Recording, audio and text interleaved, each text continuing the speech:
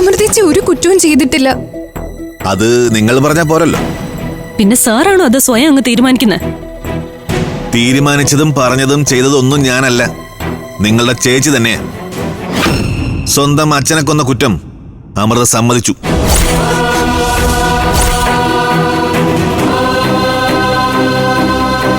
ചന്ദ്രസേനെ കൊല്ലാൻ പദ്ധതിയിട്ടതും അതിനുവേണ്ടി അനന്തകൃഷ്ണനെ ഏർപ്പാടാക്കിയതും അമൃത തന്നെയായിരുന്നു. ഇല്ല, ഞങ്ങളുടെ ചേച്ചി ഒരിക്കലും അത് ചെയ്യില്ല. അത് ഞങ്ങൾക്ക് നല്ല ബോധ്യമുണ്ട്. അതിനിത് ഞാൻ പറഞ്ഞതല്ല, അമൃത സ്വയം സമ്മതിച്ചതാ. ഞങ്ങള് ജീവന് തുല്യം സ്നേഹിക്കുന്ന ഒരാളാണ് അമൃതേച്ചി. ഞങ്ങള് മറന്നിട്ട് ഒരു കാര്യവും ഒരു കാലത്തും അമൃതേച്ചി ചെയ്യില്ല. അമൃത ഈ കൊടും ക്രൂരത ചെയ്തതും നിങ്ങൾക്കൊക്കെ വേണ്ടി തന്നെയാ.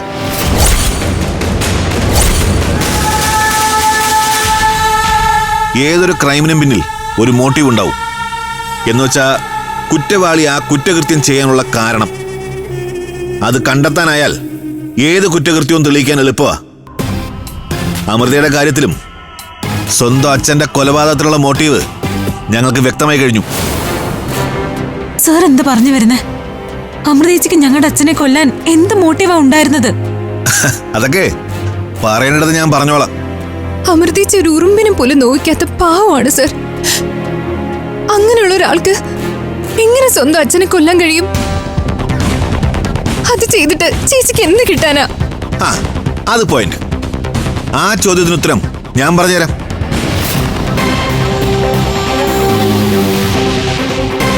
ആരാധ്യയുടെ പോലീസ് ജോലി ചന്ദ്രസേന നഷ്ടപ്പെടുത്തിയുള്ള ദേഷ്യമാ പ്രധാനമായും പ്രതിയെ കൊണ്ട് ചെയ്യിച്ചത്. ഇല്ല, ചേച്ചി അങ്ങനെ ഒരു കാര്യം ചെയ്യില്ല.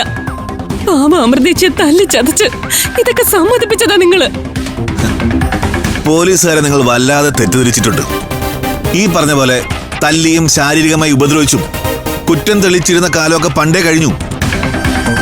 ഞങ്ങൾ പ്രതിയുടെ ദേഹത്ത് തൊട്ടിട്ട് പോലും ഇല്ലെന്ന് അവരെ കാണുമെന്ന് നിങ്ങൾക്ക് മനസ്സിലാവും. ഞങ്ങൾ വളരെ ശാസ്ത്രീയമായ അമൃതയെ ചോദ്യം ചെയ്തത്. പ്രതികളെ രണ്ടുപേരെയും നാളെ കോടതി ഹാജരാക്കും. അവിടെ നിന്ന് നിങ്ങൾക്ക് ജാമ്യം എടുക്കാൻ ശ്രമിക്കാം. പക്ഷെ മരിച്ച ചന്ദ്രസേന്റെ ബോഡി പോലും ഇനിയും കണ്ടെത്താത്ത സ്ഥിതിക്ക് രണ്ടുപേരെയും കസ്റ്റഡി വാങ്ങാൻ തന്നെ ഞങ്ങൾ ശ്രമിക്കും. നടക്കാത്ത കൊലപാതകത്തിന് എങ്ങനെ ബോഡി കണ്ടുപിടിക്കും സർ? അതൊക്കെയല്ലേ പോലീസിന്റെ പണി. വളരെ കൊതിയോടെ പോലീസ് യൂണിഫോം അണിയുന്ന ദിവസം കാത്തിരുന്നതാ ഞാൻ. ഇപ്പൊ അതൊരു തെറ്റായ തീരുമാനമായി പോയെന്ന് വരെ എനിക്ക് തോന്നുന്നുണ്ട്. ഞങ്ങൾക്ക് ചേച്ചി ഒന്ന് കാണണം. പിന്നെന്താ, കാണാലോ. ഞാൻ പറഞ്ഞത് വിശ്വാസമായില്ലെങ്കിൽ ചേച്ചിയോട് നേരിട്ട് ചോദിക്കുകയും ചെയ്യാം. സാർ, നമ്മുടെ ചന്ദ്രസേനൻ വധക്കേസ് പ്രതി അമൃതയുടെ അനുജത്തിമാരാ. ഒന്ന് കൊണ്ടുപോയി കാണിച്ചേക്ക്. ശരി സാർ, വരൂ.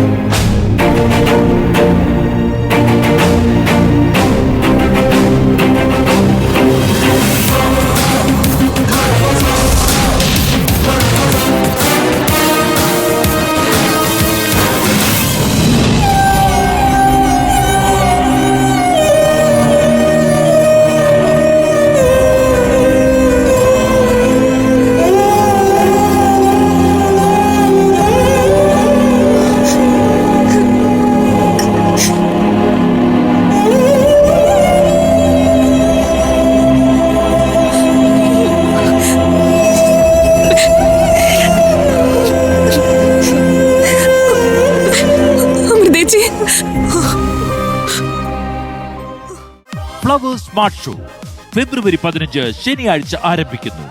ശനി ഞായർ ദിവസങ്ങളിൽ രാത്രി 9:30 ഫ്ലവേഴ്സിൽ.